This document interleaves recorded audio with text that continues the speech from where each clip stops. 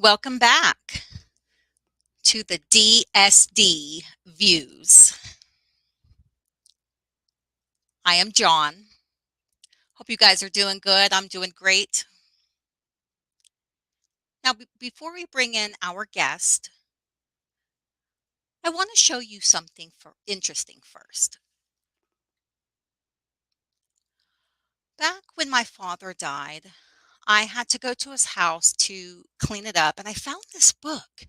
And as I read through this, I was amazed. So I decided to bring it home with me. I'd like to show that to you.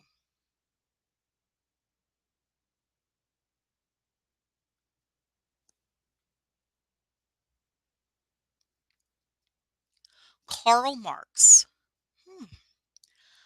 I believe he was more in capitalism, I'm sorry, communism, but he tried to get the economy through capitalism and public, very complicated.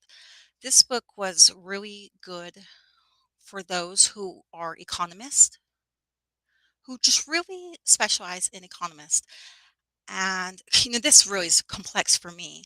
However, tonight, our special guest, his name is Austin, and I want to go ahead and welcome him. Hello, hello. And before we go into an introduction, first of all, we do have an interpreter here. You guys can see on the bottom screen. And we also have in backstage, we have a voice interpreter. Whatever I am signing, they are voicing. And whenever Austin is speaking, the interpreter will be signing. At the same time, in Facebook, we will generate some closed captions. So you can reach out to your hearing friends and your audience with closed caption or with voice. Okay? I'm very excited for this. So, hello, Austin. How are you doing? I'm doing great. I'm very excited and very happy to be here. As a child of deaf adults, I think it's very important to support deaf media, to support getting information to the deaf community in an accessible way for them. So, once again, just reiterating how happy I am to be here and how excited I am to have this conversation. Great. Yes, I agree with you. Those who are codas, it's very unique because they're able to help out a lot. It's amazing. So, if you don't mind going into a little bit about who you are, what you do for a living, etc. If you can just give a brief introduction before we really get into those questions. We do have a total of 8 questions. All right? Beautiful, absolutely. And I'd love to stay here and chat for hours because I know there's a lot of different things we could discuss. But as far as who I am, once again, my name is Austin Gonzalez. What I do is I serve on what's known as the National Political Committee of the Democratic Socialists of America. What that means is that I serve on the board of directors of the largest socialist organization in the United States. My organization is probably most famous for elected members of Congress, such as Alexandria Ocasio Cortez. But we do a lot of work outside of the electoral arena as well. We send trips to different countries, which I'm sure we'll discuss about in a moment. But that's primarily what I do: is work with the Democratic Socialists of America, working in my community. I also have experience as a union organizer in Virginia, as the union movement is, of course, critically important to the socialist movement as well.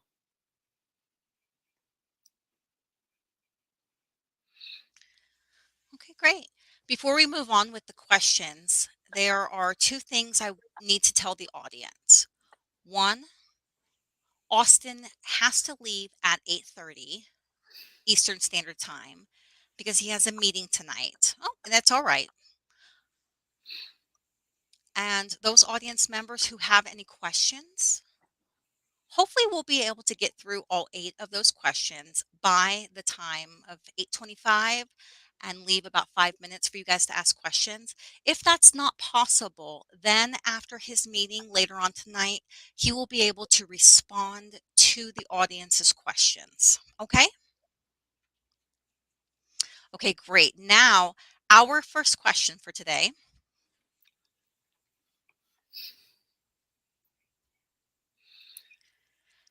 can you explain the difference between communism, socialism, and democratic socialism? And where do you fall on that spectrum? Okay, this And is a very important question. And it's also a very multi layered question. That's going to require a very multi layered answer, right? So I'm going to try my best to be brief here, but this question alone could take hours. So I'm going to try and condense it. Okay. So I'd say there's probably two ways that people interpret the answer to this question, right? There's two ways that people could answer this, right? The first way would be to distinguish between communism, socialism, and democratic socialism.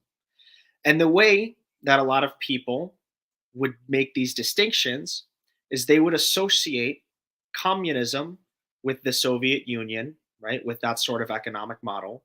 They would distinguish socialism with perhaps something more similar to Scandinavia, right? I think is something that people often compare it to, right?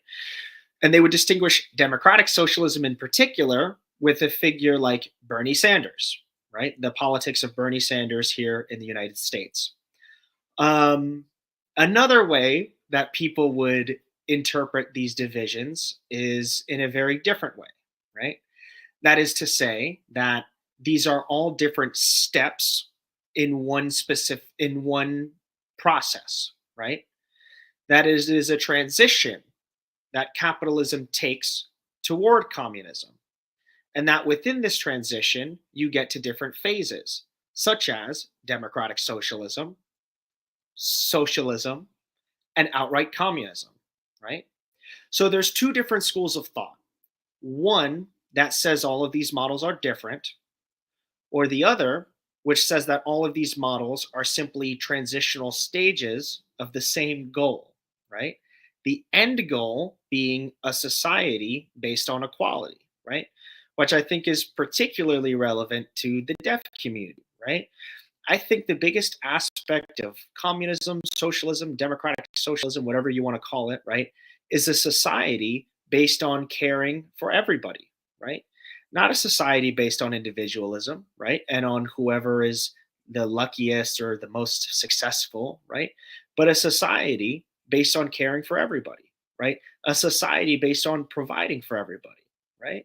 And we'll get into this a little bit in greater detail a little bit later, I'm sure. And once again, I don't want to take up too much time on this one question because it is a very good question, and once again, all could right. go in many different directions. I hope that answers it. Yes. Oh, yes. Oh, yes. And I would like to add to that question. Now, many Americans are confused with socialism and democratic socialism. They think that is communism, but it's not. It is more of a democracy. The freedoms are there, they can do whatever they want. But socialism is different. It is more of on the communism side. So I was hoping that they don't confuse those two words, democratic socialism and socialism. Is that correct? Absolutely. Which is, I would say, is the first description that I gave, right? That these different models have different definitions. And John, as you pointed out, I think it's very important to note that this is the way people in the United States conceive of them, right? I think a lot of people in the United States associate that word communism with the Soviet Union, right? With, as you describe, a less democratic form of government, right? Which is what kind of developed into the thought of democratic socialism, emphasizing the democratic aspect of it. But I would also reiterate once again that it just depends on the way you conceive of these models, right? Because there are people within DSA that would say democratic socialism is once again part of the process to get to that society that is equal, right? And that democracy itself, as you mentioned, is a very big part of that, right? That it is impossible to have proper equality if everybody doesn't have a say in their government, right? And that, of course, implies a good amount of democracy.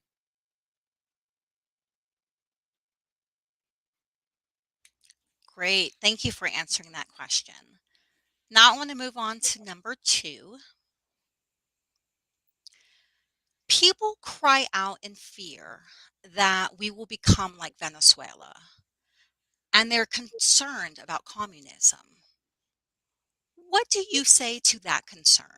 We've already touched on it a little bit, but maybe you can expand just a little bit on what it is that they're doing over there and if we think that it will happen here.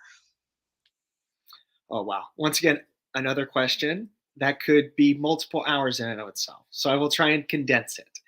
Um, here's the first thing I would say. Okay? Is socialism in Venezuela perfect? Far from it, right?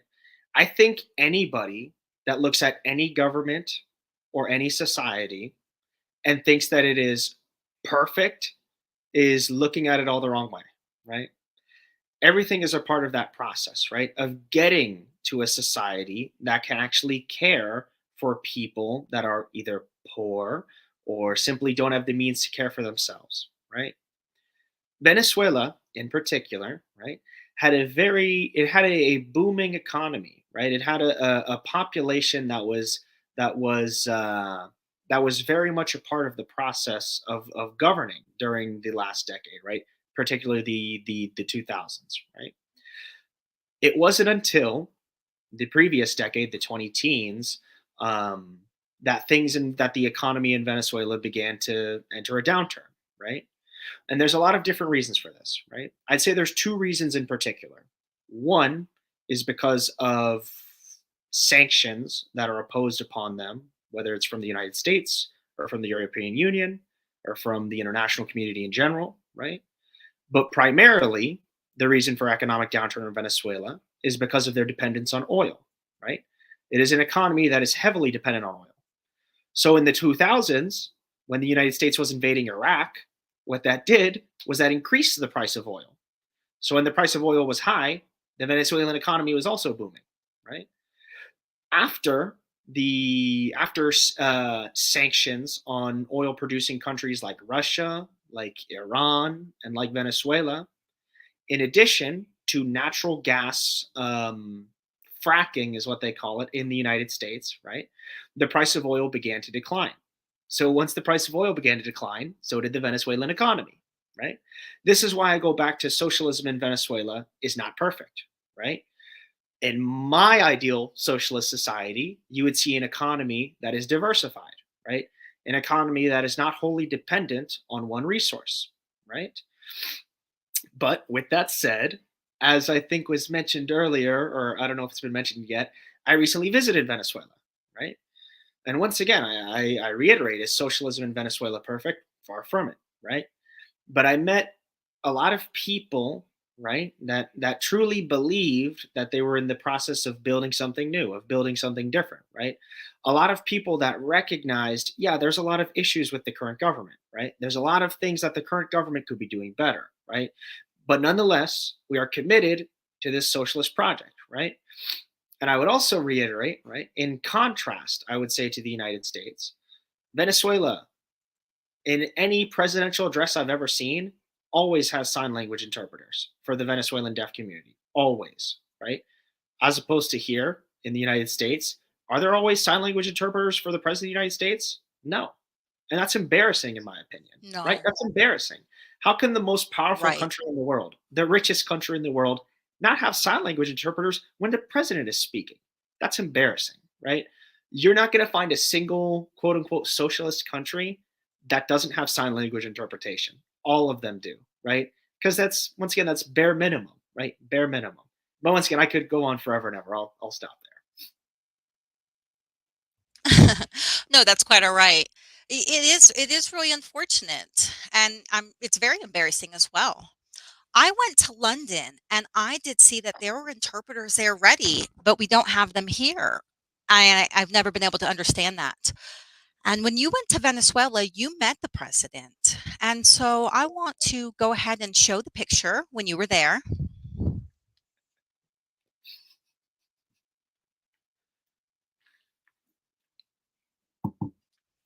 You can see the president was sitting further on the back, and Austin was sitting off to the side with the mask on. So, if you could just briefly describe what this meeting was about when you had visited the Venezuela president. Sure. So two things here. So when I went to Venezuela, it was it was not with the purpose of meeting the president, right? That was something that ended up happening, which I'll get into in a moment here. The purpose that myself and other members of the Democratic Socialists of America, my organization, the reason we went to Venezuela was last summer, at the end of June, was the 200th anniversary of Venezuelan independence. Essentially, the 200th anniversary of their 4th of July, right? Because of this celebration, the Venezuelan government issued invitations to socialist organizations across the world, socialist parties across the world to go to Caracas, the capital of Venezuela, to have an international celebration, right? Basically, it would be the equivalent of the United States inviting countries across the world to say, hey, come to 4th of July, it's the 200th anniversary, we will have this moment to gather and talk and celebrate, right? That was essentially why we were invited to Venezuela, right? What we ended up doing, in addition to attending Ah, those Independence Day celebrations, was we also, my delegation, spent a considerable amount of time meeting with average Venezuelan people, right? To talk to them about, once again, how they felt about the government, how they felt about their society, how they felt about where things were headed. Specifically, the groups we met with are known as comunas or communes in English, right? What these communes are is that they are different, I wouldn't say self governing neighborhoods, basically, but they are barrios, right? Neighborhoods that are democratically run. For example, they grow their own food, right? They make their own clothes. They have their own community bank, and every decision they make is voted on by a community assembly, right, or a communal council, right? These different communes, which are independent of the government and sometimes come in conflict with the government, to be quite frank, right? These were the groups of people that we met with, right? As we had met with a lot of these different groups, we had heard that the president of Venezuela, was also interested in meeting with us, right? When we met with the president of Venezuela, this was more or less what I would call a diplomatic meeting, right? Nothing serious was discussed, right? It's not like we met yeah. and talked about, okay, how are we going to support the socialist project in Venezuela? It wasn't anything like that, right? It was more or less, hey, welcome to my country. I hope you have had a good experience, right? And once again, I'm happy to be able to welcome socialists from the United States to my country. That was essentially the gist of it. Okay, thank you for that. Moving on to the next question, the third question. America's most famous Democratic Socialist is Bernie Sanders. I'm just wondering, have you had any contact with him to work on these issues? Yes. So this is a very straightforward question. Um, so first of all, believe it or not, um, as you mentioned, Bernie Sanders does call himself a Democratic Socialist, right? And is a key part of the growth in membership that my organization, the Democratic Socialists of America, has had. However, believe it or not, Bernie himself actually is not a member of DSA, right? He's not a member of the Democratic Socialists of America. However, as you mentioned, John, we do collaborate with his office wherever possible, right? We have explicit DSA members in the House of Representatives. We Interesting. don't, yeah, we don't have explicit DSA members in the United States Senate. Because of that, Bernie, as a sympathetic ally in the Senate, right, and as the most famous self-described Democratic Socialist, we do work with him wherever possible, right? Wherever there's opportunities to have engagement with his office, we always try to, right? Me, being of Puerto Rican descent, you can see the flags probably, right? Bernie's office is particularly helpful when it comes to Puerto Rican issues, right? And in general, Bernie is without a doubt our biggest ally within the US Senate, although he is technically not a full DSA member. One day we'll get him to join, I hope. Oh, I did not know that he was not a member of DSA. Oh, wow, that's surprising to me. All right, well, thank you for answering that question. Moving along. Gosh, this may be a difficult question. Now, income inequality is such an issue here in America, especially within the deaf community and people with disabilities. Deaf people and people with disabilities, there's a large disparity there. What are some ways that you guys have been able to stop that? How are you able to combat that with the Democratic Socialist policies? I, so once again, there's a lot of different answers I could give here, but I think there are two important ones that I would raise. Right, the first one is a very material answer, right, and that is universal health care. Right, John, you mentioned going to London. Right, I've also been to London. I went there a couple years ago. They have universal health care in England. Right, and let me be very clear here: universal health care meaning access, free, accessible medical care to everybody in the United States. Right, which is of course very relevant to the deaf community. Right, obviously the deaf community has a greater access to healthcare than maybe other segments of the population in the United States, but it's still not enough. Right, it's obviously still not enough. Right, what we need is universal healthcare for all Americans. Right, which is once again what they have in England, what they have in Canada, what they have in Australia. Right, what they have in countries that are not as rich as the United States. Right, so I think that's a very basic material answer.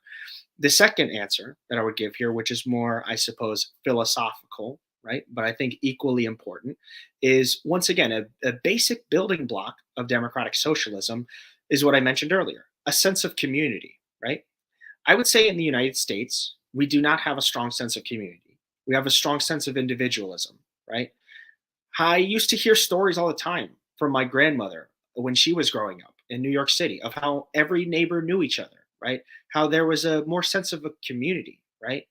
Now, in the United States, it's very common for neighbors to not know each other, right? It's very common to have a very weak sense of community, right? And what is a result of a weak sense of community? A stronger sense of individualism, right? A stronger sense of individualism, which leads to people thinking, I've got mine. I don't care about the deaf community, right? As long as I'm doing okay, what do I care if a deaf person doesn't have their needs, right? Which is wrong, right? Which is wrong.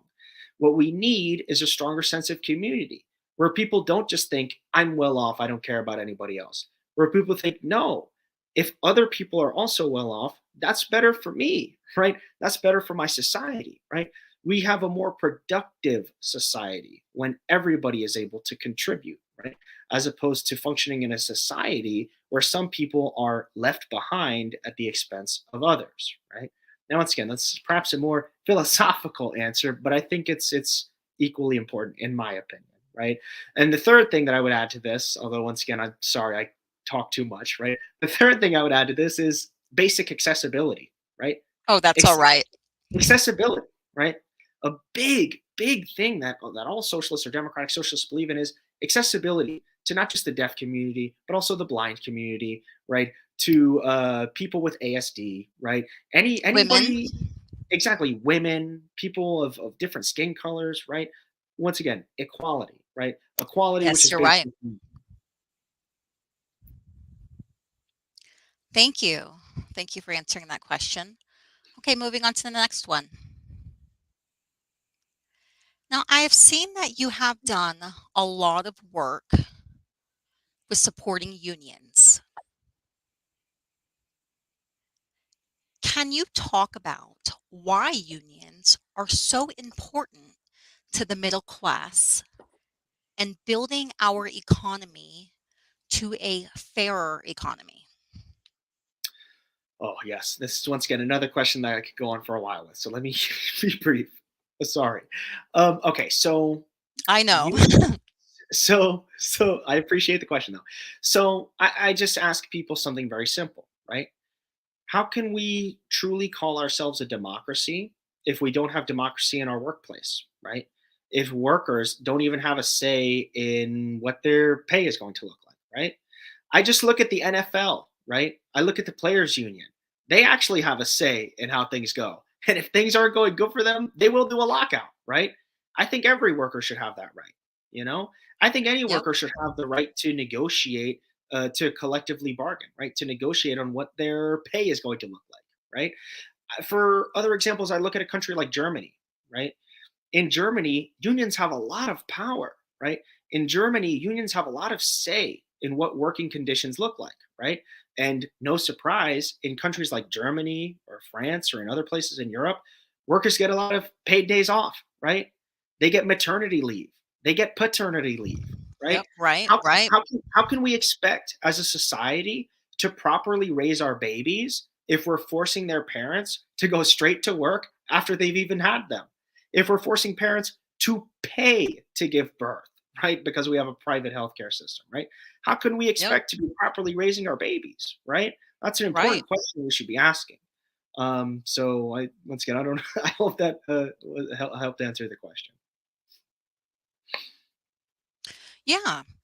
I can't imagine America being one of the richest countries in the world, but yet they're still not paying out. Other countries are not as rich. However, they're able to help many of their employees on paternal leave and other different health cares. I cannot understand.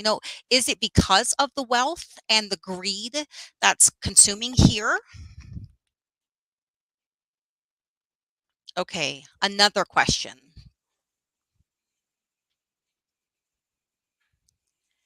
It seems that fascism ideas are on the rise for the far right, and it's very concerning. Organizations like Antifa are concerned as they do have different elements of violence. Do you have any thoughts on this group and the relevancy to your cause? Now, we don't have too much time, so I just want to go ahead and sum it up as much as you can. Sure. I'll try to be brief here. So I think once again the struggle against fascism is a very important one, right? Do I agree with every single, as you say, element of quote unquote Antifa? No, I don't, right? Do I agree with their overall goal of struggling against fascism? Absolutely, right? Let's not forget, it was Nazi Germany, fascist Germany, that euthanized deaf people, that euthanized disabled people, right? Among many different communities, right? The fight against fascism is a very serious one, a very important one, right? And when I see people like our former president Donald Trump look at the fascist rally in Charlottesville and say, "Oh, there's good people on both sides." That's very disturbing to me, right? Where I come from, the people I was raised with, you look at Nazis and no, there are no good Nazis, right? I don't look at Nazis and think, "Oh, let's deal with them with nuance." Hell no, right? I look at Nazis and say, "I'm glad we beat them in 1945 and we'll beat them again if we need to," right? Now, I don't know if that's a controversial Yep. answer, right? But I would hope that it's not. Yeah. If you don't mind, I'd like to show the audience a video, if we can go ahead and display that.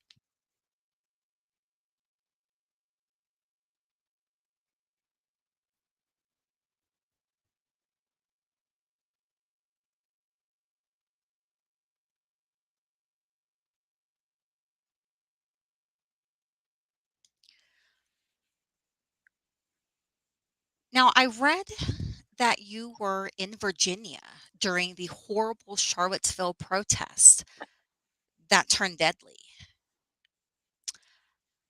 and that, there was cars being that were running people over, and then with Trump saying that there are good people on both sides.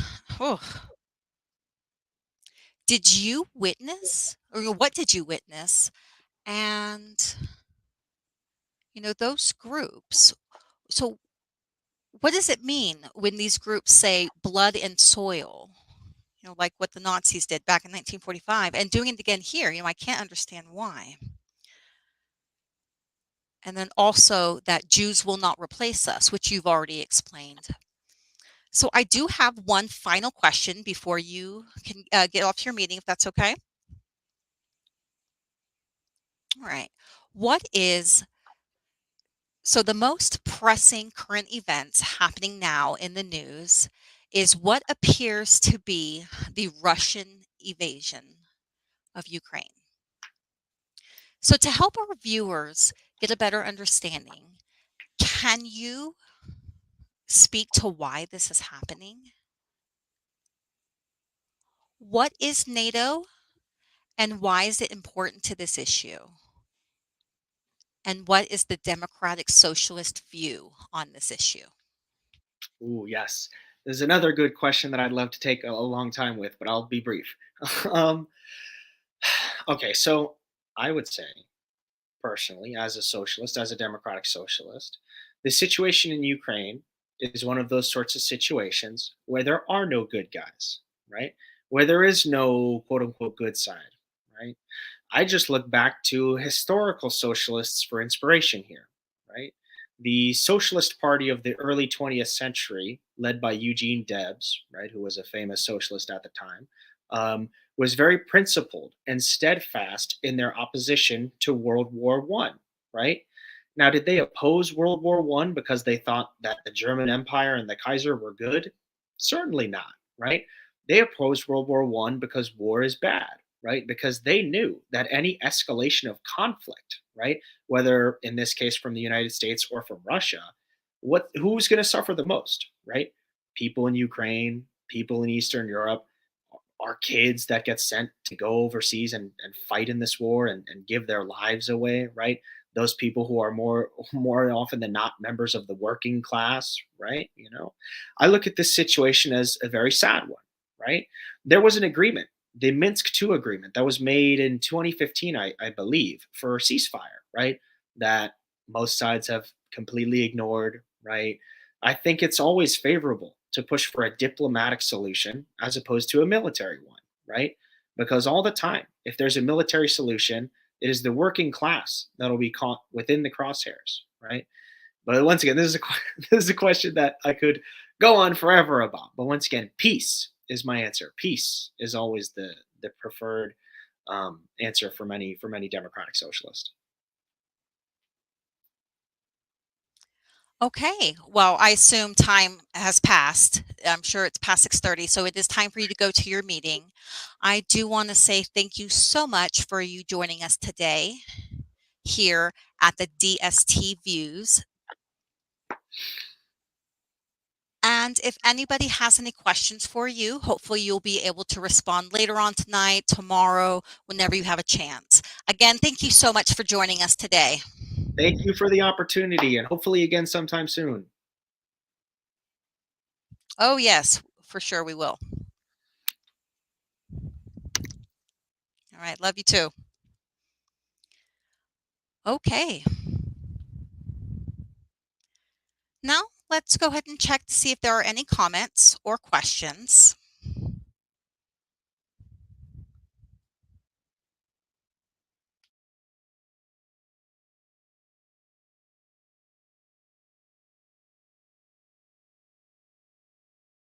Okay, let me just see here.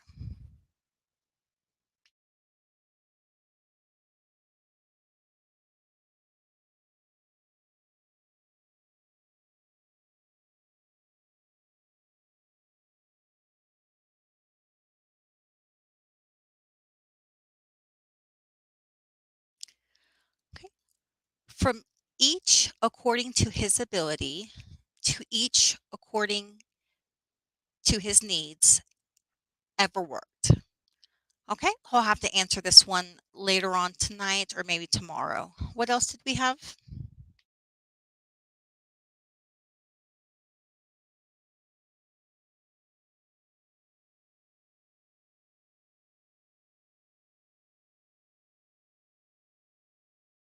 Okay, there's another one.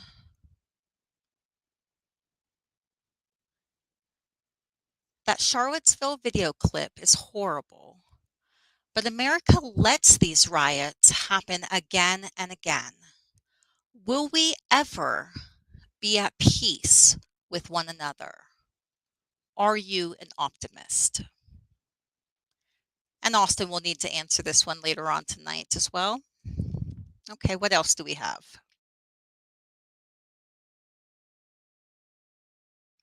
Okay, I think that's it for now.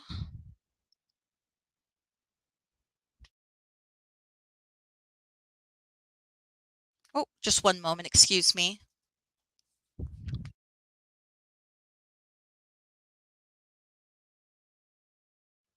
Okay, I believe we are ready to wrap up.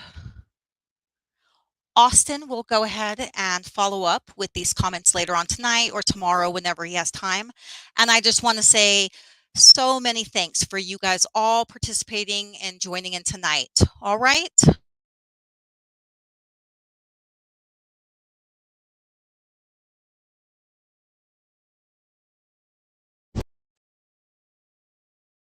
Ooh, sorry about that.